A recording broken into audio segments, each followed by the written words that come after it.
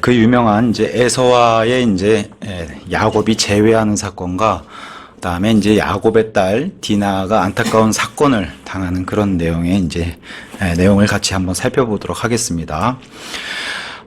이 두 장을 엮어보면은 이 두 장은 어떻게 보면 참 한 가지 주제를 공통으로 뽑아낼 수 있어요. 그것은 뭐야?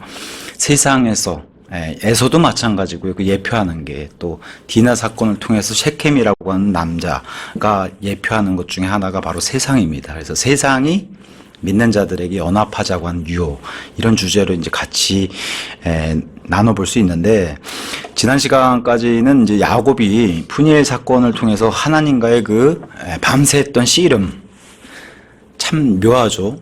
밤새 씨름을 하고 절뚝거리게 됐으니까. 근데 그 어떤 분이 표현하신 것처럼 참 멋진, 정상적으로 걸어왔다가 절뚝거리면서 나가는데 그게 하나님과 동행하게 되는 걸음이었다. 그래서 가족들에게 밤을 새고 돌아갔을 때는 가족들도 얼마나 놀랬겠어요. 절뚝거리면서 불구자가 돼서, 장애자가 돼서 이렇게 왔으니까. 근데 그게 하나님의 은혜였다. 이게 참 아이러니한 일이지만 어쨌든 야곱의 생이 완전히 뒤바뀌는 그런 사건이 바로 푸니엘 사건입니다. 그래서 중요한 영적 교훈을 가지고 있죠. 그리스도인에게도. 그래서 가족에게도 사실은 이 절뚝거리는 게 야곱의 또 다른 은혜의 간증이 됐고, 가족에게도 이런 간증이 귀감이 됐을 거라고 이제 그렇게 생각을 합니다. 오늘은 드디어 이제 자기 친형인 그 옛날 한 20여 년 전에 그렇게 해서 속이고 그 형으로부터 도망쳤던 그 에서와의 만남을 갖는 게 바로 33장 이제 시작을 하게 됩니다. 그래서 1절에서 3절이 이제 에서와의 재회의 그 장면이 이제 등장하게 됩니다. 1절. 그런데 야곱이 자신의 두 눈을 들어 바라보니 보라, 에서가 오는데 그와 함께 400명의 남자들이 있었더라. 그러자 그가 자식들을 레아와 라헬과 두 여종들에게 나누어 주었더라. 에서는 들의 사람이고 말을 타고 온 건장한 남자 400명과 함께 온 야곱이 사실은 이런 모습을 봤을 때 얼마나 두려움이 가득 찼을까요? 그리고 야곱에게 있는 사람은 야곱을 포함해서 목자들이에요. 그 어떤 학자가 목자와 건장한 무장한 남자들, 이건 뭐 게임이 안 되잖아요. 근데 에서도 굉장히 조심스러운 태도를 보여요. 왜냐면 과거에 야곱에 대해서 누구보다 잘하는 게 바로 에서였고, 에서를 조심스럽게 대하는 게 바로, 그래서 에서도 준비를 많이 해온 거죠. 400명의 견제하는 모습을 가지고 왔기 때문에. 거기다가 이제 이런 순서로 2절에 보면은 몸종의 자식들, 그 다음에 레아의 자식들, 그 다음에 특이하게 라헬과 아들들 가운데 유일하게 이름을 드러내는 게 요셉은 또 이어서 나오는 예수님이 엄청난 예표잖아요. 그래서 여기서 특이하게 아들들 가운데 요셉만 유일하게 기록해줬다는 거. 근데 이건 누가 봐도 성경 기록에 이렇게 기록을 하나님께서 남겨주셨고 야곱이 편애한다는 걸 보여주죠. 누가 봐도 몸종, 레아, 라헬, 물론 다 사랑합니다. 미워하는 게 아니에요. 다 사랑하는데 이 정도로 라헬을 가장 사랑하고, 특히나 가장 사랑하는 라헬의 아들 요셉은 더욱 사랑하잖아요. 그래서 이게 나중에 갈등의 야기가 되죠. 아들들 가운데. 왜냐면 누가 봐도 아버지 야곱은 요셉만 사랑하는 게 보이니까, 아들들에게. 이게 나중에 큰 사건으로 이제 발전을 하게 되죠. 그래서 야곱은 안타깝게도 여기서 의심을 하는 것 중에 하나가, 절뚝거리는 사건이 얼마 전에 일어났었는데 하나님이 약속해 주셨잖아요. 보호해 주시겠다. 그리고 할아버지, 그 다음에 아버지의 그 하나님께서 자신과 만나 주셨고 함께 해 주신다는 걸 알면서도 그새 잃어버린 거죠. 왜? 에서와 400명 보니까 바로 머리가 하얘지는 거죠. 이런 상황을 보면. 그러니까 우리네 삶하고 똑같다는 거예요. 우리도 하나님의 은혜로 충만해서, 저 같은 경우는 말씀 준비하면서 은혜롭다, 이걸 빨리 성도들하고 나누고 싶다 하다가 돌아서면 벌써 아이들 보고 막 보러 소리 지르고 막 그런 모습들이, 영원 무궁토록 하나님의 말씀을 은혜롭게 살 것 같은데도 안 그렇다는 거예요, 삶이. 야곱도 그렇고 우리도 이와 같은 동일한 삶을 살고 있다는 거죠. 그래서 육신적인 생각이 이렇게 지배하게 되면 영락없이 하나님이 벌써 안 계신 것처럼, 그럼에도 야곱은 자기 가족을 지키려고 하는 모습을 여기서 보여주고, 그래서 이전과는 확실히 야곱이 달라진 모습을 보여줘요. 이전엔 자기 자신만 알고, 그리고 야곱도 굉장히 재물을 탐했던 사람이에요. 재물 가운데 아버지의 상속재산을 탐해서 형의 그 장자권을 뺏었던 게 바로 야곱이기 때문에. 그래서 특히나 이런 3절 같은 데 보면 그들 자기 가족들을 앞에다 세우고 자기는 방패막이를 쓰는 게 아니라 세우고 나서 본인이 맨 앞으로 가요. 이게 중요한 거죠. 본인이 맨 앞으로 가요. 가면서 에서를 향해서 7번 땅바닥에 숙여 절하는, 뭐 가끔씩 보면 신문 기사에 뭐 삼보일배 가지고 막 아스팔트에서도 하잖아요. 성지순례 가서도 하고. 야곱이 그런 태도를 보이면서 에서도 의아할 거예요. 자기가 알던 야곱이 아니고. 야곱은 그리고 이게 진심입니다. 성경 기록을 하나님이 남겨주신 게. 그래서 이스라엘에게는 지금도 이스라엘 군대는 전 세계적으로 유명하잖아요. 이스라엘 군대의 특징 중에 하나인 규칙이, 이스라엘의 장교들은 특히 지위를 갖고 있는 장교들은 앞으로 전진 이런 단어가 없다 그래요. 이스라엘은 장교의 자격이 없다고. 앞으로 전진. 그래서 이스라엘의 장교는 자기가 본이 되기 위해서 자기가 먼저 전진해서 나를 따르라. 이게 이스라엘 군대의 특징이지. 앞으로 전진 이런 단어는 없다 그래요. 그런 명령어 자체가 삭제돼 있다 그럽니다. 그래서 이런 야곱의 모습과 굉장히 흡사하죠. 이스라엘 군대의 모습이. 그래서 7번 절했다는 것은 완벽하게 그 에서에게 자기를 낮추면서, 에서를 또 주인이라고 불러요. 자기 주님. 그래서 완전히 변한 모습을 여기서 보여줍니다. 그리고 겸손한 야곱으로 변한 모습, 그리고 하나님과의 이미 새 사람이 된 그런 야곱의 모습을 보여주죠. 그래서 야곱의 이 모습을 통해서 그리스도인들도 본을 받아야 하는 것 중에 하나가, 그리스도인들은 대부분 이제 잘못을 하거나 이러면은 주일마다 와서 할 거예요. 아마 하나님께 회개하고, 지난 한 주의 삶은 그렇잖아요. 우리가 잘하는 게 하나님께 회개하는 거잖아요. 근데 실질적으로 뭐 성도와 성도 사이, 아니면 뭐 안 믿는 사람, 불신자들, 사람과 사람 사이에 잘못한 것에 대해서는 용서나 사과를 잘 못하는 것 같아요. 근데 야곱의 모습을 통해서, 야곱도 이미 하나님께 회개를 드리고 자신의 잘못을 뉘우치고 그걸로 통해서 다시 새 사람이 됐잖아요. 그러면서 야곱이 보여주는 것은 지금 에서 앞에서 사람에게조차도 자기와의 지금 관계, 20년 전에 그 틀어져 있는 관계, 용서를 구하잖아요. 사과할 수 있는 자세.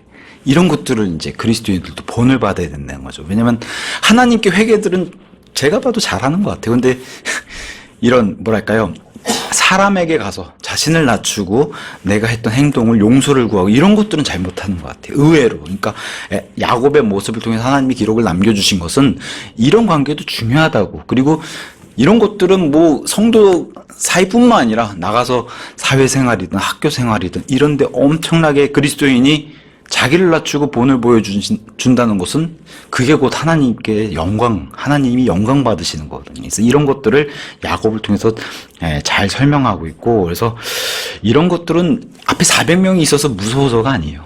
야곱의 진심이었고, 그리고 에서로부터 도망칠 때 그 야곱이 아니라는 걸 보여주면서, 그리고 에서가 봤을 때도 참 놀란 것 중에 하나가, 정말 세월도 많이 흘렀고 시간도 많이 흘렀지만 단순히 시간이 흘러서가 아니라 절뚝거리면서 오는, 그러니까 에서의 마음에도 뭐가 있겠어요. 불쌍하게 여기는 그런 마음이 생기지 않았어요. 제가 다리는 왜 저렇게 돼서 절뚝거리면, 그렇게 불편한 몸으로도 지금 절을 하면서 오고 있으니, 자기가 알던 동생에서는 어떻게든 자기를 속여먹고 평생 그냥 커가면서 자기를 속였던 게 에서라고 생각하고 가장 큰 걸 뺏었잖아요, 자기한테서. 근데 이런 모습을 떠올려 봤을 때, 그러니까 얼마나 참 그 많은 인원, 그죠? 가축들도 지금 엄청나게 수백 마리고 인원들도 가득 차 있는 이 장면에서 다들 숨죽이고 보고 있을 거 아니에요? 야곱이 이렇게 7번 절하면서 형님께 가는.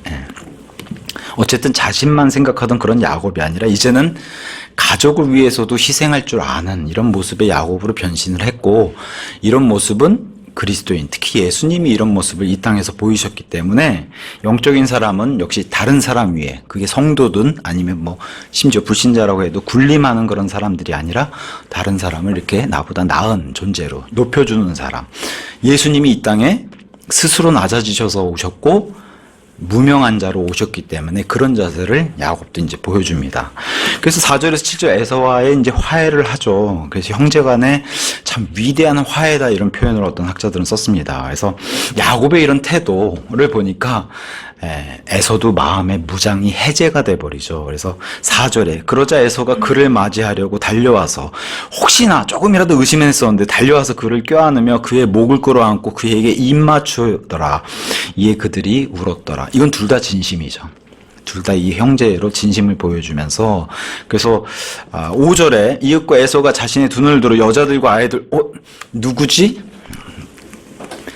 에서가 보기에도 가족 같은데 누구라고 이렇게 얘기를 하니까 야곱이 여기서 간증을 해요. 누구를 높이냐? 하나님을 높이죠. 하나님께서 당신의 종 그리고 본인을 낮추죠. 은혜로이 주신 자식들입니다. 하나님을 높이는 이런 자로 바뀌었다는 거예요. 야곱이.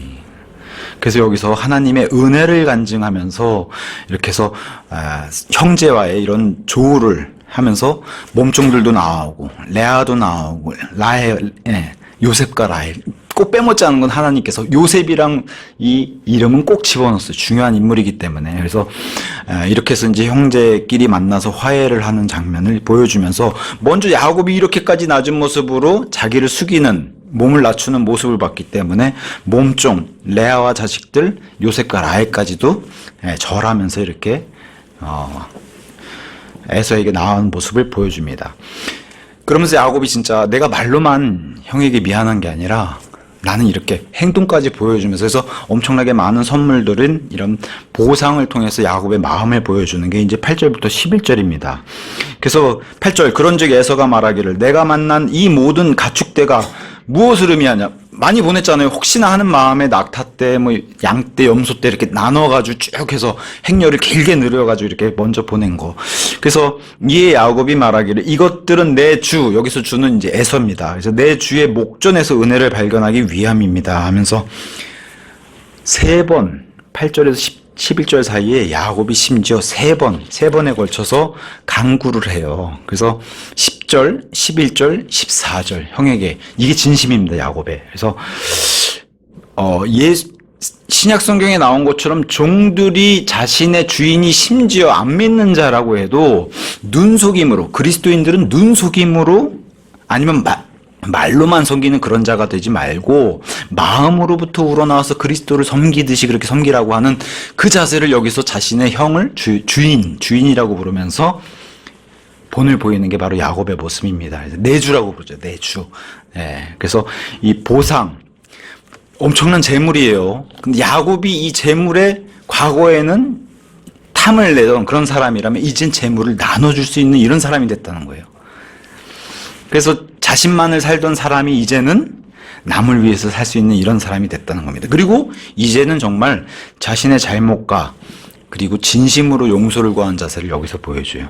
말로만이 아니라 이 보상들을 통해서 훨씬 보여주죠. 그래서 에서 앞에서 간증이 바로 11절에 다시 한번 여기서 하나님을 높여요. 제가 당신께 간구하오니 당신께 드려지는 제 복을 취하소서. 이는 하나님께서 은혜로이 저를 대우하신 까닭이요. 제가 충분히 가진 까닭입니다. 하나님께서 나에게 은혜를 이렇게 베풀어 주셨고 이 은혜를 통해서 내가 하나님의 복을 내 주인이신 형님께 드리려고 합니다. 이게 그리스도인들도 본받아야 될 자세죠. 왜냐면 아브라함은 가는 곳이 복이었고 그냥 복 자체였잖아요. 아브라함을 반긴 사람은 그 복을 받을 수 있었고 아브라함은 복을 나눠줄 수 있었고 야곱이 고스란히 하나님께 받은 은혜와 복을 나눠주는 이런 사람이 되는데 저와 여러분도 어딜 가든지 정말 기쁜 소식을 전할 줄 알아야 하고 그리고 설사 말씀을 전하지 않아도 저와 여러분의 행실을 통해서 저 사람은 좀 달라도 뭐가 다르구나 이런 것들을 느끼게 그거 자체가 나중에 알고 보니까 교회 다닌 사람이었구나. 그게 바로 하나님께서 영광 받는 거죠. 네. 우리의 행실을 통해서 해서 이런 야곱의 본을 통해서 그리스도인들도 본받을 점들이 굉장히 많죠. 그리고 입에서 지금 벌써 에서 앞에서 하나님의 은혜를 간증을 계속 연달아 하잖아요. 이 영적인 사람과 에서와의 이제 차이점을 이런 데서 이제 보여줍니다. 근데 에서도 거절을 해요. 에서도 참 멋진 사람이긴 해요. 거절을 9절에 먼저 하는데, 그러니까 에서는 세상 사람들이 보기엔 좋은 사람이에요. 믿진 않는 사람이지만 좋은 사람이에요. 어쩌면 세상 사람들 눈에는 에서가 더 멋진 사람이에요. 우리 그런 거 있잖아요. 안 믿는 사람은 더 따뜻하고 그래서는 안 되지. 원래 믿는 사람들이 더 그래야 되는데 안 믿는 사람이 더 따뜻하고 더 이렇게 위로도 잘해주고 뭐 다 그런 건 아니지만 괜히 더 잘생겨 보이고 뭐 이런 게 있잖아요. 에서가 세상 사람들이 봤을 때는 굉장히 리더십이 강하고 그죠? 사냥도 잘하고 요리도 잘하고 얼마나 그냥 다재다능해요. 그러니까 세상 사람들이 봤을 때는 에서 같은 사람이 구원받은 사람이지. 그죠? 물어보면 그렇게 나올 거예요. 야곱 맨날 속이는 자인데 저런 사람이 믿는 사람이면 그게 하나님께 영광이 되겠어. 이게 이제 뒤바뀌어 있는 거죠. 근데 하나님의 시선은 다르죠. 근데 에서가 보기에는 에서도 충분히 복이 있고 그다음에 재물이 많았기 때문에 이것을 마다했는데 어쨌든 에서는 하나님 보시기에 영적인 그 생명이 없는 자였고 야곱은 천성적으로 속임수 이런 속임수의 대가로 정말 단점이 많은데도 하나님 보시기에는 영적인 사람이었어요. 둘이 완전 다른 종류의 쌍둥이지만 다른 종류를 보여주고 둘 다 충분히 가졌는데 야곱은 하나님을 언급했고 에서는 나도 충분해. 근데 에서에게 빠진 게 그거죠. 나도 하나님께 복을 이렇게 받았어가 없죠. 에서는 나도 충분하다. 재산 나도 많아. 그러니까 에서는 간증이 없는 거죠. 야곱은 지금 간증이 나오고 있고. 그러면서 계속해서 강구를 하니까 이제 에서가 이걸 받아들이고 야곱의 진심을 이제 역시 또 용서를 해주면서 받아줘요. 12절에서 15절은 에서가 이제 야곱과 함께 야곱을 본격적으로 유혹한 장면이 등장합니다. 12절 그러고 나서 에서가 말하기를 우리가 함께 우리의 여정을 떠나고 우리가 함께 가자. 그리하면 내가 너의 앞에서 가겠노라 하였더라.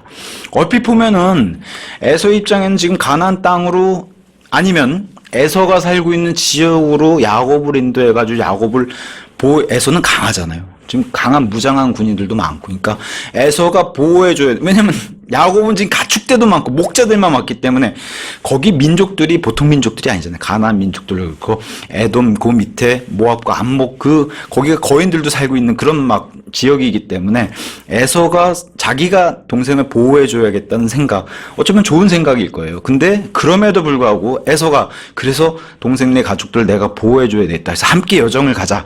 내가 너의 앞에 가서 너를 이끌겠다. 형제로서 할 수 있는 얘기예요. 근데 영적으로는 이게 안 된다는 거예요. 왜 그래요? 불신자고 세상을 예표하는 그런 뜻이 들어가 있기 때문에 자꾸 세상이 믿는 자나 하나님의 백성을 리드하는 것은 하나님이 원치 않으시고 이게 뒤바뀌어야 되는 거예요. 원래 세상을 이끌고 하나님의 뜻대로 하나님의 기준대로 이끌어야 되는 사람들이 하나님의 백성이고 그리스도인인데 이게 뒤바뀌면 안 된다는 거죠. 세상에 이끌려가면은. 근데 에서가 가지고 있는 예표가 바로 그런 뜻인 거예요. 그래서 야곱은 단번에 거절합니다. 에서랑 같이 가면 이건 자기 형 에서를 의심해서가 아니에요. 언제 나를 죽일지 몰라 이런 생각이 아니란 말이에요. 다른 멍에를 서로가 짊어지고 갔을 때 어려움을 한번 겪었잖아요. 누굴 통해서? 라반이라는 외삼촌을 통해서. 이게 안 믿는 사람이라 해보니까 이게 안 맞는 거예요. 20년 동안 고생해보니까. 자기 형에 대해서는 누구보다도 야곱이 잘할 거예요. 그럼에도 더군다나 진짜 문자 그대로 에서는 말을 타고 왔죠. 야곱은 지금 염소, 양 이런 것밖에 없어요. 이게 멍해가 안 맞는 거죠. 그러다 보니까 여기서 야곱은 이미 나는 주님과 동행하기 시작한 그런 모습을 보이고 에서는 그렇지 못하잖아요. 그러니까 정중하게 거절을 하는데 에서도 물러나지 않아 15절에 다시 한번 유혹을 합니다. 그러자 에서가 말하기를 나와 함께한 식구들 중 그러면 일부를 내가 걱정이 되니까 에서는 그랬을 거예요. 걱정이 되니까 내가 너에게 남겨두도록 허락하라. 이건 너를 감시하려고 그런 게 아니라 보호해주기 위해서 이렇게 에서는 이렇게 남겨뒀을 거예요. 이렇게 배려를 했을 거예요. 근데 야곱은 이거조차도 거절을 해요. 그래서 영적인 의미는 세상은 끝까지 이렇게 유혹의 손길을 내밀고서 같이 하자고, 연합하자고, 그리고 우리 안으로 들어오고 싶다고 얘기를 하지만 야곱의 태도는 단호하죠. 끝까지 거절합니다. 그래서 이런 영적인 의미까지 담고 있어요. 그러니까 이제 에서도 더 이상 이제 계속해서 강요는 못하고 그러니까 16절, 17절에 각자의 길로 흩어지는 게 바로 16절, 17절. 그렇게 하여 에서가 그날에 세일에 이르는 자기의 길로 되돌아갔고 야곱은 이제 수콧으로 가게 되는 이런 모습을 보여줍니다. 그래서 에서는 자기의 길인 세상으로 돌아가고 야곱은 어떤 학자가 멋있게 했어요. 다가올 세상으로 갔다. 참 멋진 표현을 이렇게 했어요. 근데 서로 완전히 반대 방향이죠. 영적 의미로도. 그래서 에서는 세일은 이제 사해 남쪽, 보통 우리가 모압과 암몬, 요르단강 동쪽에 모압과 암몬 있으면 그 아래쪽 지역이 에돔 지역이에요. 그래서 세일은 곧 에돔이라고 칭하기도 하고 해서 그 남쪽 지역, 사해 남쪽 지역에서 훗날 여기가 이제 에돔 지역이 되죠. 에서의 후손들이. 그래서 조금 있으면은 이제 이스라엘 백성이 수가 불어가지고 이집트에 갔다가 광야 여정을 끝내고 다시 가나안으로 돌아올 때 이 에돔 족속을 만났는데 그때 에돔 족속의 길을 열어달라고 모세가 얘기했을 때 이스라엘을 두려워해서 열어주는 게 바로 에돔 족속, 그 남쪽 지역입니다. 나중에 예수님이 재림할 때도 보스라라고 하는 도시가 등장해요. 거기가 에돔 지역인데 거기로 이렇게 해서 그 여정대로 예수님도 재림하시는데 그 바로 에돔 지역의 세일이라는. 수콧은 바로 야복강 옆에 있는 요르단강 동쪽에 있는 지역이고 굉장히 남쪽의 지역이 바로 세일이에요. 그러니까 완전 반대 방향으로 서로 완전히 떨어지는 거죠. 서로의 갈 길이. 17절에 그러고 나서 야곱은 수콧으로 여정을 떠나 자신을 위하여 집 한 채를 건축하고 자기 가축들을 위하여 축사들을 지었더라. 그러므로 그곳의 이름이 수콧이라 불렀더라. 이게 이제 좀 답답하고 좀 안타까운 일이에요. 수콧. 아직 요르단강을 건너지 않았어요. 요르단강 오른쪽에 야복강이라고 조그만 시내가 있는데 거기를 지금 이 사건을 겪은 거고 아직 요르단강 건너서 본격적으로 가나안 땅에 들어가기 전이에요. 근데 여기에 수콧이라는 데에 머물렀는데 어떤 학자가 이렇게 했어요. 아버지와 이삭 이 두 사람이 타국인과 순례자의 모습으로 계속 천막을 치면서 지냈던 모습과 달리 야곱이 여기서 크나큰 실수를 하는 게 하우스라고 하는 집을 지어요. 수콧에다가. 수콧의 뜻은 보통 축사들 이런 뜻이에요. 축사들. 우리가 보면 뭐 부스 지었다. 부스. 뜻이 부스입니다. 이 수콧의 뜻이. 여기에서 야곱이 자신의 집을 지었다고 하는데 우리 그 히브리서에 등장하는 것처럼 믿음의 조상들은 항상 이동하는 사람들이에요.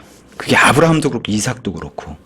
그리고 하나님의 부름에 언제든지 순종해서 또 순종하기를 원했던 그런 사람이고. 야곱의 실패가 여기 있다는 거예요. 천막이 아닌 자신과 가족을 위해서 나쁜 건 아니에요. 가족을 위해서 안정적인 집을 지었다고 하는 거죠. 근데 이게 긍정적인 의미로 다가오는 게 아니라는 거예요. 하나님이 원치 않으신 거고. 왜냐? 요르단강 들어가서 가나안 땅이라면 또 몰라요. 근데 가나안 땅 들어가기 전 요르단강 건너기 전에 동쪽에다가 지금 집을 지었거든. 하나님이 원하시는 건 약속의 땅은 건너서 들어가야 되잖아요. 그래서 심지어는 굉장히 안정을 바라고 안정적인 보호, 집과 축사들을 지었다는 거. 그래서 성경에서 집의 등장은 처음에 긍정적인 의미로 대표적으로 너와 내 온 집은 방주 안으로 들어와라. 그럴 때 하우스를 썼어요. 그럴 때는 건물집이 아니라 가족의 개념으로 썼는데 이 건물의 개념으로 바꾼 인물이 하나 등장하는 게 바로 롯이에요. 소돔 도시를 바라보면서 천막을 지었고 소돔의 마음을 뒀던 롯이 나중에 소돔 안에 들어가서 천사들이 방문했을 때 뭐라고 해요? 오늘 제 집에서 머무시죠 하고서 하우스라는 단어가 거기서 등장해요. 근데 부정적이죠. 왜냐하면 롯은 자기 발로 천막을 걷어차고 집을 만들어서 들어가서 소돔 도시에서 살았던 사람이거든요. 그래서 이런 데서 이제 건물의 의미로 바뀌었는데 지금 야곱이 행한 게 바로 이런 의미라는 거예요. 창세기 4장에 이제 아담과 이브의 첫째 아들 카인이 등장하죠. 카인은 하나님이 원치 않은 도시를 세운 사람이라고. 그죠? 그것도 하나님이 원치 않은 일인데 그 도시 안에 도시에 벽을 올리고 왜 그래요? 불안하니까. 근데 카인은 도시를 세웠고 그 도시 안에 집이란 개념을 부정적으로 넣은 사람이 롯이에요. 근데 야곱이 여기서 지금 그런 일을 벌였다는 거죠. 근데 히브리서 11장 9절 믿음장에 가서 보시면 할아버지 아브라함은 이삭과 야곱과, 그래서 야곱이 어릴 때는 아브라함 할아버지와 함께 천막에서 지냈다는 내용을 히브리서 11장에 이렇게 주고 있어요. 이렇게 집을 지면서 산 사람들이 아니잖아요. 믿음의 조상들은. 야곱은 할아버지와 아버지와 달리 집을 지었던 그런 사람으로 이제 수콧이라는 여기 짤막하지만 이 두 구절을 넣으면서 하나님께서 야곱의 그 삶에서도 이런 일이 좀 실패의 장면을 좀 기록해 주고 있어요. 그래도 다행히 여기서 얼마간의 기대감을 지냈는지는 모르겠어요. 본인이 너무 주변에 있는 민족들로부터 보호받을 생각에, 그러니까 하나님의 약속을 잊으면 또 이런 행동이 나오는 거죠. 자기 힘으로 좀 지켜보려고 하는.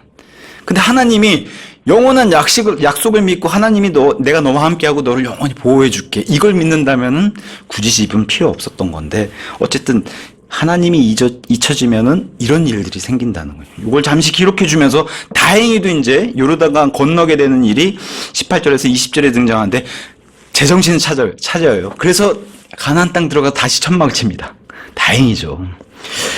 그래서 18절, 그런 다음에 그가 파단 아람에서 왔을 때 야곱이 세켐의 도시 살렘에 이르렀으니 그것은 가나안 지역 가운데 있었더라. 그런즉 그가 그 도시 앞에서 자기 천막을 쳤더라. 그리고 펼쳐놓은 천막에 이제 세켐의 아버지 하몰의 자식들의 손에서 동전 100개로 땅을 사고요. 그 다음에 그가 거기에 제단을, 하나님께 경배드린 제단을 똑바로 세우고 그것을 엘로헤 이스라엘에서 강한 하나님, 그 다음에 이스라엘의 하나님이란 이름으로 하나님께 경배를 드리는 이런 장면. 가나안 땅 들어가서 이렇게 드리는 거예요. 그래서 세켐이란 단어는 안전이에요. 숲곳에다 아무리 그렇게 집을 담장을 올리고 세워봐요, 정작 안전한 보호는 하나님이 해주셔야 되는 거예요. 그래서 세켐에 들어가서 안전, 샬렘이란 뜻은 평화란 뜻이잖아요. 이게 다 하나님 손에 달려있는 건데 야곱이 잘못 생각했던 거죠. 어쨌든 제정신으로 유혹을 물리치고 가나안 땅 들어왔을 때는 이제 이런 일을 벌였고, 안타까운 것 중에 하나는 끝내 에서는 이 요르단 강을 건너지 못했어요. 끝내는 요르단 야곱의 반대편인 저 에돔 땅에서 에서는 죽고 그의 후손들도 마찬가지라는 거죠. 자, 이 세켐이라는 도시가 좀 있으면 나오는 그런 인물이기도 하지만 여기가 그 유명한 그리심산이라고 하는, 나중에 여기가 이 인근에서 예수님이 그 유명한 요한복음 4장의 사마리아 여인을 만난 우물가, 그 여인을 만나는 그 장소가 바로 이 장소고, 훗날에 여기가 이제 사마리아 그 수도, 그게 세워지는 그런 장소가 가까이 있는 게 바로 여기 세켐입니다. 그래서 야곱이 여기다 땅을 사는데, 과거에는 아브라함도 땅을 산 적이 한 번 있죠. 마물의 평야에 이제 막펠라 굴이라고 하는, 그래서 본인들이 장사를 지낼 곳을 땅을 샀어요. 그래서 그 막펠라 굴에 장사를 지내는 사람은 아브라함, 사라, 이삭, 리브카, 야곱이 묻히고 그 다음에 레아가 장사가 돼요. 근데 이 두 장소가 굉장히 거리가 떨어져 있어요. 같은 장소가 아니란 말이에요. 왜냐면 헤브론에다가 산 마물의 평야는 아브라함의 헤브론, 그건 굉장히 남쪽에 있다면 예루살렘 남쪽에, 여기 셰켐은 북쪽에 있고요. 그러니까 두 지역이 굉장히 떨어져 있는데 같은 지역이 아니라는 거죠. 나중에 이 할아버지와 아버지가 묻히고 본인이 묻히는 이 막펠라 굴과 달리 요셉은 위에 묻혀요. 그래서 세켐으로. 근데 나중에 사도행전 7장 16절에 가서 보시면 아브라함이 이 땅을 샀다라고 기록이 돼 있어요. 그래서 성경의 모순이 아닌가.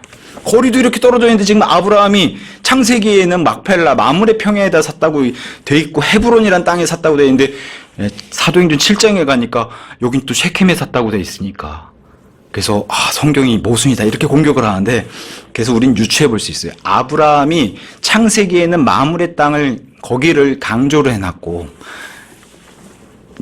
사도행전 7장의 기록을 보면 아브라함이 위에 있는 셰켐 땅도 산 게 분명하구나. 거긴 하몰에게 샀다고 돼 있거든요, 아브라함이. 그래서 이 두 땅을 샀고, 나중에 할아버지 그 아브라함이 샀던 땅을, 그보다 더 큰 땅을 야곱이 구입한 걸로. 근데 참 재밌는 거는 아브라함은 막벨라구 마물의 평야의 땅을 400세켈을 주고 샀어요. 근데 시세가 많이 떨어졌죠. 야곱은 100세켈 주고 샀으니까. 그래서 아브라함이 그 당시에 그 히타이트족, 그 족속에게 얼마나 많은 금액을 쳐서 깎지 않고 값을 쳐줬나를 알 수가 있고, 야곱의 때를 와서 보면은 값이 이렇게 땅값이 확 떨어져 있는 것을 볼 수가 있어요. 왜냐하면 그때 해족속들이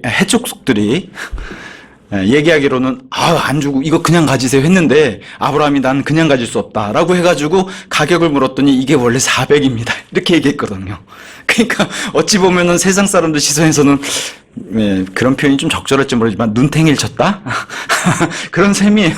근데 아브라함은 거기에 하나도 불명을 갖지 않고 바로 그냥 다 값을 쳐주고 야곱의 때 와서 보니까 가격이 그 정도까지는 아니었는데 어쨌든 야곱의 때 이 가격을 보여줍니다. 시세 차익이. 그래서 나중에 요셉의 뼈를 이집트에서 가지고 올라올 때는 여기 시켐 땅에다가 묻어요. 그래서 엘렐로의 이스라엘 가나안 땅에 처음 다시 야곱이 돌아와가지고 강하신 하나님, 이스라엘 하나님, 그 본인의 이 삶의 여정 그대로 하나님께서 뒤돌아보면 다 알잖아요. 하나님이 얼마나 나를 은혜 가운데 이렇게 인도하셨는가. 가나안 땅에 들어왔을 때 그 감동, 감격 어떻겠어요. 그래서 제단을 세고 하나님께 경배될 때 얼마나 기뻤겠어요. 우리도 사실 예배가 이래야 되는데 그렇잖아요. 매주 돌아오는 이 그냥 쳇바퀴 도는 이런 예배가 아니라 이렇게 감동, 성령님과 함께 감화 감동된 이런 예배를 드려야 되는데 하여튼 어쨌든 에서도 멀리했고요. 에서를 멀리한 게 상징이 크잖아요. 세상을 멀리하고 지금 하나님께 경배를 드리거든요. 이게 바로 예배죠. 세상을 멀리하고 우리도 세상과 구분돼서 주일날 예배를 드리는 거고. 자, 이런 세상과 멀리한다는 주제를 가지고 33장의 에서와의 사건이 끝났다면 이제 디나 사건이 이제 34장에 등장하는데 이건 더 커요. 우리 보통 파도가 지나가는데 더 큰 파도가 온다 그러죠. 요걸 견뎌냈더니 더 큰 유혹과 시험이 오는 게 바로 디나 사건입니다. 그래서 야곱을 통해서 보여주는 이런 모습이 이 신앙생활이 어떠한 것인가를 야곱을 통해서도 다시 한번 보여준다는 거죠. 야곱은 베델에서 개인적으로 하나님을 만났죠. 푸니엘에서 다시 만난 하나님께 처절하게 깨진 모습을 보였죠. 거기서 씨름해서 깨진 모습. 절뚝거리는 다리를 얻었는데 그럼에도 다른 걸음을 이제 주님과 동행하는 그런 삶을 살게 됐고, 그래서 에서의 유혹, 그러니까 세상에서 이렇게 같이 지내자, 하나가 되자, 연합하자 이렇게 유혹해 왔는데도 그걸 뿌리치고 지금 하나님을 택했는데 에서가 지나가니까 더 큰 시험이 왔다는 거예요. 이번에는 가족을 통해서 오니까 이게 더 큰 시험이에요. 우리도 보통 아이들이나 뭐 남편과 아내를 통해서 오는 유혹과 시험이 있다면 이게 더 큰 시험이고 어렵다는 거죠. 가족에 대해서 공격을 했기 때문에 그게 이제 디나 사건입니다. 근데 참 여기서 야곱이 이해할 수 없는 태도를 보여요. 그게 뭐예요? 처음부터 끝까지 침묵해버려요. 화를 내거나 아니면 뭐 그 반대 행동을 하거나 이랬으면 좋았을 텐데 처음부터 끝까지 그냥 침묵해서 나중에 이상한 행동, 버럭하는, 오히려 아들들에게 버럭하는 태도를 보이거든요. 그래서 참 창세기 34장은 더 안타까운 거는 지금 엘렐로이 이스라엘 했잖아요. 자기 이름도 이스라엘로 바꿔주신 하나님께 경배를 드렸는데 34장에는 아무도, 야곱부터 시작해서 아무도 하나님을 안 찾아요. 이게 신앙생활이라는 거예요. 이게 아이러니하지만 이게 믿는 자들이고 이게 신앙생활이라는 거예요. 때로는 안 믿는 자들처럼 행동한다니까요. 하나님의 백성이. 더군다나 지금 야곱의 가정 그리고 이스라엘이잖아요. 이미 이스라엘은 야곱의 이름을 바꾸면서 출발했다고 볼 수도 있는데 자신의 아이들을 통제하지 못하고 아버지의 권위가 추락한 모습을 보여요. 여기서 가정의 권위가. 더군다나 야곱도 아이들에게 무관심한 모습을 보여요. 그게 디나 사건과 함께. 그래서 디나 사건의 발단이 이제 1절 이후에 레아가 야곱에게 낳아준 레아의 딸 디나가 그 지역의 딸들을 보려고 나갔더라. 근데 이게 전제로 깔리는 게 굉장히 의미심장해요. 단순히 셰켐이 와서 디나를 어떻게 했다 이거 나오기 전에 디나가 가나안 지역의 딸들을 친하게 지냈고 그 딸들을 보려고 나갔더라. 이게 이제 사건의 발단이 됩니다. 그래서 어떤 분은 부모가 구원받았다고 해서 자식들이 자동으로 구원받는 보장은 없다. 뭐 우리가 알다시피 너무 당연한 건데 야곱이 어쩌면 그런 생각을 가지고 있었을지도 모르고 야곱은 분명히 주님과 동행하고 있는데 디나는 세상과 동행하는 모습을 보여줘요. 자기 자식이고. 그래서 고린도전서 15장 33절 속지 말라. 악한 사귐은 선한 생활 양식들을 부패하게 한다 그랬는데 지금 야곱이 무관심한 가운데 디나가 벌써 세상에 이렇게 부패돼서 벌써 가나안의 딸들과 친구가 되는. 근데 이 디나의 친구가 누구인지 야곱에겐 관심이 없어요. 이게 문제라는 거죠. 아버지 입장에서 지금 딸의 친구가 딸이 어떻게 지내 이거에 관심이 없어요. 근데 이럴 만도 한 게 자기가 가장 사랑하고 지금 에서 앞에서도 목숨을 잃는다면 그나마 좀 뒤에 죽으라고 라헬을 계속 제일 뒤로 뺐잖아요. 근데 정작 중요한 라헬의 마음속에 그 에봇과 드람 그 아버지의 우상들을 훔쳤던 라헬의 마음속에 우상이 있는 건 발견을 못했잖아요, 야곱이. 그런 것처럼 지금 딸 디나가 마음에 어떤 생각을 가지고 있는지, 친구들은 누구와 사귀고 있는지 전혀 야곱이 관심이 없었다는 거예요. 마치 연상되는 인물이 아까도 말씀드렸지만 롯이란 인물이 자기 딸들을 소돔 도시에다 던져버렸잖아요. 남자들에게. 내 딸을 차라리 취하라고. 이런 자세 비슷하게. 야곱도 별반 다르지 않아요. 근데 야곱도 믿는 사람이고 심지어 롯도 믿는 사람이고, 그죠? 의인 롯이라고 그렇게 성경이 얘기했잖아요.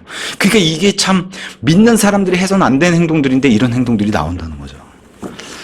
그래서 하나님의 말씀은 계속해서 야곱을 따라다니는 게 무엇을 뿌리도 무엇을 심든지 거둔다는 거예요. 심는 대로. 야곱이 이렇게 뿌렸다는 거죠, 디나에게. 그래서 그 어떤 분이 사람이 진짜 뭐 저 같은 경우 제가 이제 아이들 아빠니까 구원받고 나서 과거로 돌아가서 아이들이, 그래도 제 아이들은 비교적 어리지만 어렸을 때부터 다시 양육을 하면 얼마나 좋을까. 내가 구원받았으니까 아이를 좀 제대로 키워보려고 다시 아이들을 처음부터 제대로 양육할 수 있게. 아니면은 구원받고 보니까 아내에게 했던 게 너무 미안한 거예요. 그래서 구원받아 보니까 다시 결혼했던 그 첫날, 신혼 첫날로 돌아가서 아내와 결혼 생활 처음부터 다시 하면 얼마나 좋을까, 이렇게 써서 많이 공감들 하실 것 같아요. 구원받고 나니까 이게 잘못 살았구나 라는 걸 아는 거죠, 사람들이. 야곱의 입장도 그랬을 거예요. 내가 디나 사건을 겪어보고서 야곱도 얼마나 그런 생각을 했을까요? 물론 자식들이 많으니까 뭐 자식들이 이렇게 많이 나면은 애들 키운다고 뭐 그러지만, 그런데 무관심했을 수도 있잖아요, 야곱이. 근데 정작 중요한 것은 하나님의 아이들로 키워낸다는 걸 놓쳤을 수도 있죠, 야곱이. 2절에 바로 이런 문제가 터지죠. 그 지방의 통치자이자 히위족 하몰의 아들 셰켐이 그녀를 보자 그가 그녀를 데려가서 그녀와 동침하여 그녀를 더럽혔더라. 뭐 어떤 분들은 디나의 강간 사건이라고 이렇게 칭하기도 하는데, 약간 다른 관점으로 보면 하나님께서 1절에 그 지역의 딸들을 보러 디나가 먼저 나갔고 친구가 이 가나안 지역의 딸들이었고, 이게 발단이 돼가지고 지금 2절에 셰켐이 지금 디나를 더럽혔는데, 이게 과연 강간인가 아니면 자발적 동침인가는 좀 생각해 봐야 될 문제라는 거죠.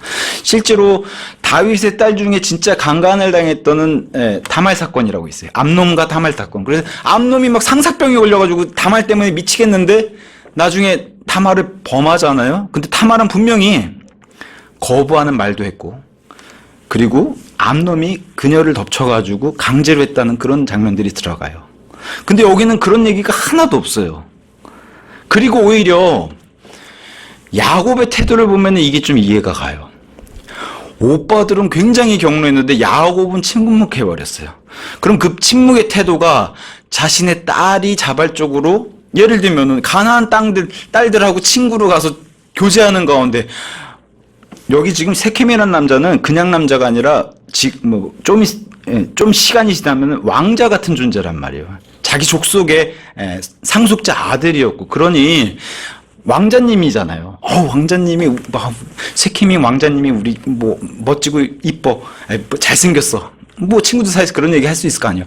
그리고 성숙한 여인이었고, 이 디나는. 근데 이 왕자님 눈에 디나가 딱, 그러니까 옆에 있는 친구들이 왕자님이 너에게 관심이 있대. 이런 부추김 해서 스스로 동침했을 수도 있겠다라는 생각도 드는 게 바로 이 디나 사건입니다. 그래서 1절에 분명히 하나님께서 디나가 가나안 딸들에게 접근해서 그들과 친하게 지냈고, 이건 성경 기록에 세상과 친구 되는 것은 하나님과의 원수 되는 일인데 디나가 먼저 그런 일들을 자발적으로 했고, 성경에 물론 강제적으로 했단 말도 없지만 그렇다고 해서 디나가 거부했다는 행동도 없어요. 그런 기록도 없죠, 여기 디나 사건에. 더군다나 셰켐은 진심이었어요, 디나에게. 비록 이 행동, 동침의 행동이 잘못됐어도 셰켐은 디나를 아내로 맞이하려고 그랬고 굉장히 사랑하는 모습을 계속 보여줘요, 진심으로. 그것을 성경이 인정해주고 하나님이 기록에 남겨주셨고요.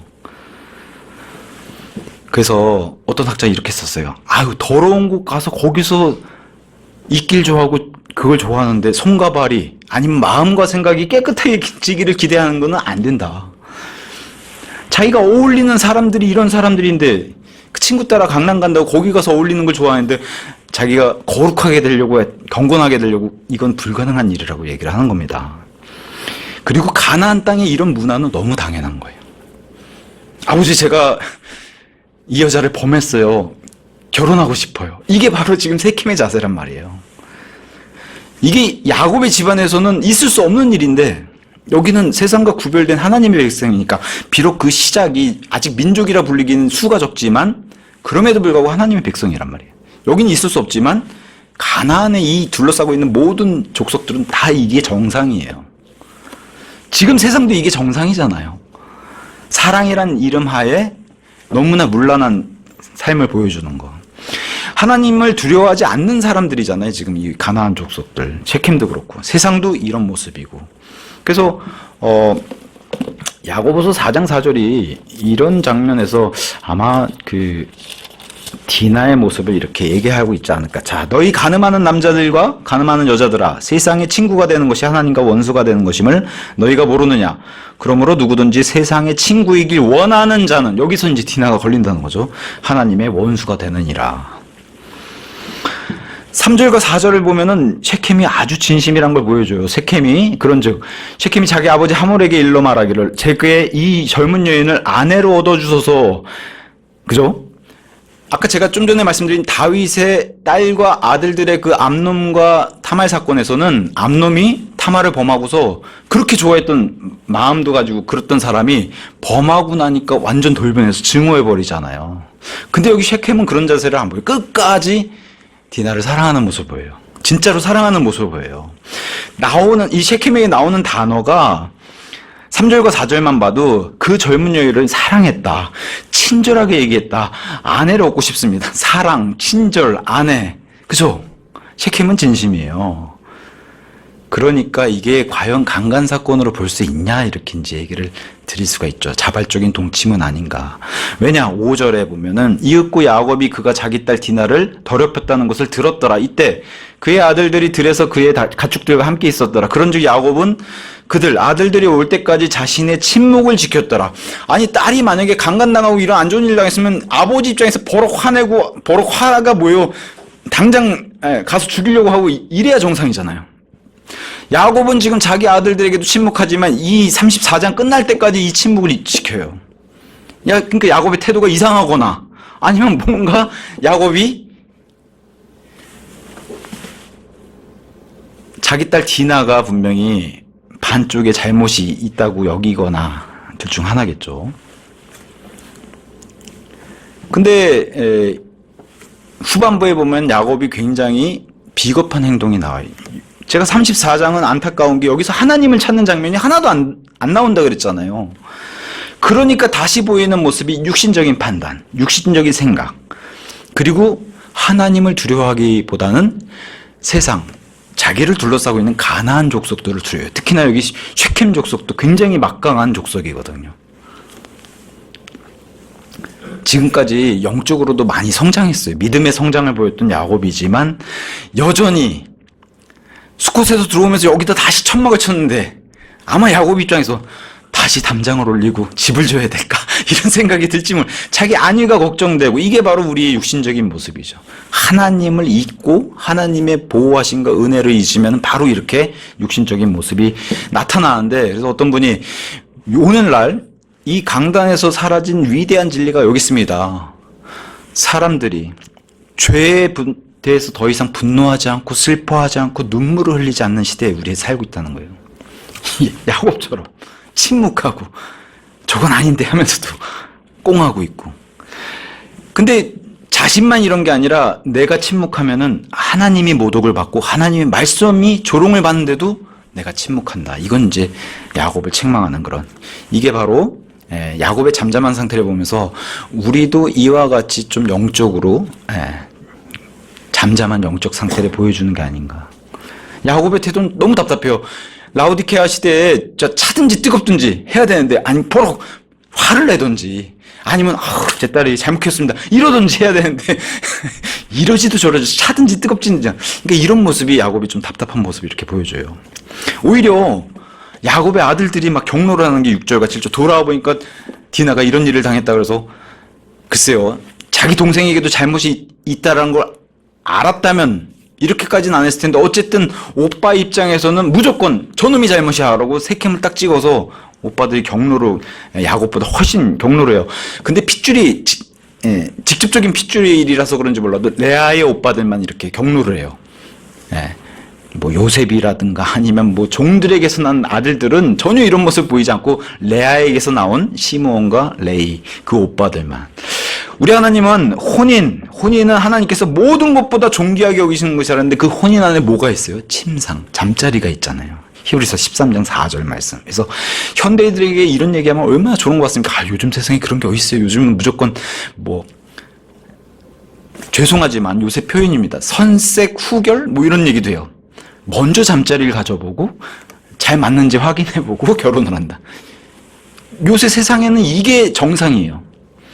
가나안 땅에는 이게 정상이란 말이죠. 그죠? 이런 문화가 정상이에요. 내가 더군다나 이런 왕자의 입장에서는 자기가 가지고 싶은, 지금 보세요. 사라도 그렇고요. 아브라함 시대에 이삭 때 리브카도 그랬죠. 왕들에게 갔더니 다 뺏기려고 그랬잖아요. 아내들을. 그게 당연한 문화예요. 이 지역에서는. 근데 하나님의 백성은 이게 허용이 안 되는 거였죠. 현대인에게 가장 조롱받는 게 그거잖아요. 결혼 전에 혼전 순결이요? 요새도 그런 게 있나요? 막 문화재 보듯이 그런 얘기 하잖아요. 아마 교회도 모르면 모를까 아마 정말 하나님 앞에서 정직하게 이런 혼전 순결을 정말 귀하게 지키는 사람이 갈수록 줄어들거나 없을 수도 있지 않을까 그런 생각이 들어요. 이게 이제 우리 시대의 이제 심각한 타락이고 여기가 뭐 가나안 땅과 소돔과 별반 다르지 않다는 걸 보여주죠. 죄에 대한 기준이 계속 세상에서 낮춰주니까 하나님의 기준은 원래 낮아지거나 이럴 수가 없는데 죄에 대한 기준이 이렇게 세상에서 가장 낮추니까 개인과 사회의 이 타락이 계속 이렇게 심해지는 거죠. 야곱은 침묵했는데 그의 아들들은 경로를 했어요. 야곱의 집안 가운데서는 벌어져서는 안 되는 어리석은 짓이라는 거죠. 근데 이제 그 사돈을 맺자고 하는 셰켐의 아버지, 이 지역에 이제 왕자라고 하면 진짜 왕의 입장에 그런 족장이겠죠. 그래서 하몰이 와서 제안을 해요. 근데 이 제안은 철저하게 세상적인 제안입니다. 역시나 에서가 세상을 예표한다면 여기서 하몰도 세상을 똑같이 예표를 하는데 8절에서 10절에 와서 나와 함께 지내자. 8절에 가서 보면 이렇게 그런데 하몰은 그들과 대하며 이같이 말하였더라. 내 아들 셰켐의 혼이 너희 딸을 간절히 원하노다 해서 그녀를 그에게 아내로 달라. 9절에 너희는 우리와 함께 혼인들을 맺고 너희 딸들을 우리에게 주고 우리 딸들을 너희에게로 데려가라. 그리하면 너희는 우리와 함께 거하리라. 끔찍한 얘기를 하죠. 끔찍한 얘기를. 같이 너희 딸을 우리에게 주고 너희도 어차피 아들들이 결혼해야 되는데 우리 딸 너에게 주고 해서 우리가 하나가 되자. 이게 바로 세상의 유혹이죠. 연합하자 그러고 다시 한번 이건 에서보다 훨씬 강력하게 왔어요. 자기 딸을 통해서. 우리와 함께 거하리라. 아예 그냥 장담을 해서 이렇게 왔죠. 더군다나 인간적인 모습으로는 세상적인 이렇게 강력한 부족이 동맹을 맺자고 오는 것은 뿌리치기 힘든 거예요. 내 피부로 느끼는 그런 것들. 왜냐면 뭐 어찌 보면은 뭐 족속들이 많고 하니까 무법 시대일 수도 있잖아요. 힘이 곧 법인 그런 시대니까. 그리고 세상적인 성공을 약속해요. 우리 재산도 너희가 같이 쓰고 이런 약속도 하고. 20년 전에 야곱이었다면 아이고 이게 웬 떡이야 하고서 덥석 물었을 거예요. 근데 지금의 야곱은 그때와 완전히 반대의 사람이라는 거죠. 더군다나 하몰의 속내는 이런 사돈 그리고 아들이 지금 마음에 든다고 하는데 그래도 나름 정중하게 힘 있는 사람이 와서 정중하게 얘기하는 거예요. 내 아들이 이런 일을 범했긴 했어도 우리가 사돈 맺고 그러면 좋을 것 같습니다. 근데 23절에 속내에서는 자기 백성에 가서는 이렇게까지 얘기하죠. 그들 야곱의 가축들과 그들의 재물과 그들이 소유한 모든 짐승마다 우리의 것이 되지 않겠느냐. 그죠? 이게 하몰의 속내이기도 해요. 또 다른 속내. 아들도 결혼시키고 야곱의 재물도 뺏고 두 마리 토끼 다 잡으려고 그랬죠. 하몰도. 이쪽도 속이고 저쪽도 속이고. 근데 하몰의 모습은 너무 당연해요. 이게 세상이니까. 그래서 어떤 분이 구원받은 사람이 구원받지 않은 사람과 연합할 수 있는 유일한 길은 구원받지 않은 사람이 구원받는 방법밖에 없다 그랬어요. 하몰, 세켐 이런 사람이 구원받는 방법밖에 없다. 그게 바로 멍에를 같이 동일한 멍에를 맺는 거고 벨리알과 그리스도가 같이 멍에를 맺을 수 없는 것처럼 같은 멍에를 매야 된다고. 여기서 불쑥 아버지가 얘기할 때 11절과 12절에 아들 셰켐이 불쑥 튀어나와요. 셰켐은 정말 사랑했어요, 디나를. 11절 12절에 그런 다음에 셰켐이 그녀의 아버지에게서와 그녀의 형제들에게서 이같이 말하였더라. 너희의 눈에서 내가 은혜를 발견하도록 허락하라. 그리하면 너희가 나에게 말하는 것을 내가 다 주겠다는 거예요. 막대한 지창금, 선물, 말하는 대로 다 줄게. 이 젊은 여인을 나에게 아내로 달라. 셰켐은 정말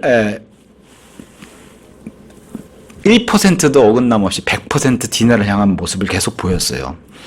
제가 아까도 말씀드렸다시피 다윗의 아들과 딸의 그 사건에서 암놈과 다말, 암놈은 육체만 탐했어요. 다말에. 마음은 그렇지 않았어요. 근데 여기 셰켐은 그렇진 않았죠. 13절에 17절 그랬더니 아들들이 이제 속임수를 가져와서 아예 속일 것을 작정하고서 할례라는 것을 들어서 거짓말을 합니다. 그래서 13절 그런데 야곱의 아들들이 셰켐과 그의 아버지 하몰에게 가득한 속임수로 대답하여 말해서 처음부터 결혼시킬 생각도 없었고 근데 이게 하나님의 백성이 태하는 태도는 아니라고 얘기를 해요. 어떤 주석가는 아예 작정하고 속이려고 하는 것은 하나님의 백성이 하는 짓은 아니다. 차라리 진심으로 자기가 얘기를 하고서 상대방이 동의를 구하고 우린 줄 수 없습니다. 이렇게 얘기하면 몰라도 아예 속일 작정으로. 이게 위선이라는 거죠. 네.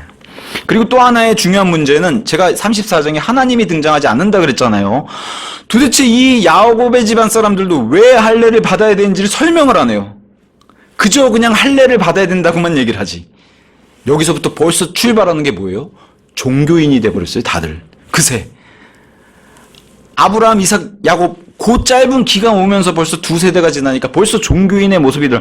할례가 도대체 무슨 의미인지 그게 하나님이 약속하신 민족에게 주신 증표인데 그런 얘기는 다 빠져있고 하나님 얘기도 다 빠져있고 우리는 무조건 할례를 해야 돼. 이건 완전히 그죠? 오히려 그걸 왜 해야 되는데 왜 피를 부어야 되고 그걸 왜 떼어내야 되는데 오히려 이교도들이 물어볼 것 같아요. 근데 아들들도 그런 설명을 안 해주고 야곱도 그런 설명을 안 해줘요. 이게 종교인이라는 거예요. 할례만 높아지고 하나님은 온데간데 없는 이게 이제 종교인의 모습이죠. 예. 그래서 18절에서 24절 하몰과 셰켐은 여기에 승낙을 해요.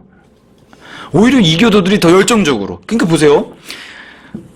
얼마나 좋은 기회예요. 하나님을 알릴 하나님의 백성 그리고 전도하기 얼마나 좋은 기회예요. 이들의 마음도 열려있고 셰켐은 지금 디나를 향해서 마음이 활짝 열려있는 상태인데 얼마나 좋은 상태예요. 근데 할례라는 종교를 전달해 주니까 이들이 열심히 있어서 달려놓았지만 하나님께 도달하지 못하고 종교인으로 같이 만들어버리는 이런 일이 벌어지는 거죠. 예수님 당시 바리새인들처럼. 그래서 예수님이 바리새인들 책망할 때 뭐라 그랬어요? 너희도 들어가지 못하고 남들도 못 들어오게 하고 두 배나 지옥 자식이 되게 만들고 종교인으로 그렇게 만들어버린 본인들도 종교인이 되고 들어오겠다고 한 사람들 종교인. 여기 지금 셰켐과 하몰 이런 사람들이 얼마나 적극적인. 특히 셰켐은 왕제잖아요. 그리고 지도자인데 얼마나 좋은 기회예요. 근데 전혀 하나님께 근처도 못 가는. 그러니까 하나님의 백성들이 하나님을 높이지 않으니까 하나님답게 대접을 안 하니까 이교들이나 이방인들이 더하죠. 자기들도 대접을 하는데 우리가 뭐하러 대접을 해. 이런 식으로 나오는 거죠. 우리를 이 식으로 따지면 너희들도 제대로 못 믿는데 우리가 어떻게 믿어. 이런 식으로 되는 거죠.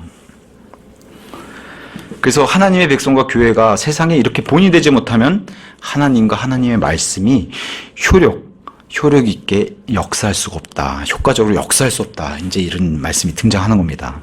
그리고 이 사람들이 이스라엘 안으로 이렇게 해서 자연스럽게 들어와서 연합을 하면 더 큰 문제가 생겨요.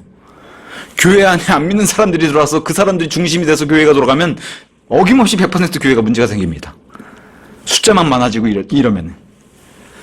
그런 일들을 이제 여기서 보여주면서 25절, 29절 이제 마무리 하면서 이제 시므온과 레위가 이 할례를 받으면은 고통이 있죠. 우리 남성분들은 더 잘 알겠지만 고통이 있는 그걸 틈타서 이 하몰과 셰켐의 이 족속 모든 남자를 다 살해하는 이런 악한 일을 벌이게 되는 게 바로 25절에서 29절.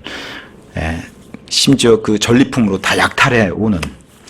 그래서 아까도 말씀드렸다시피 레아의 직속 자기의 오라비들만 이런 행동으로 나섰고 긍정적인 측면은 여기 25절 같은데 그리고 셋째 날에 그들이 쓰라릴 때 이러한 일이 있었으니 야곱의 아들들 중에 두 명인 디나의 오라비들 시므온과 레위 각자가 자기 칼을 들고 심판해서 살해했잖아요.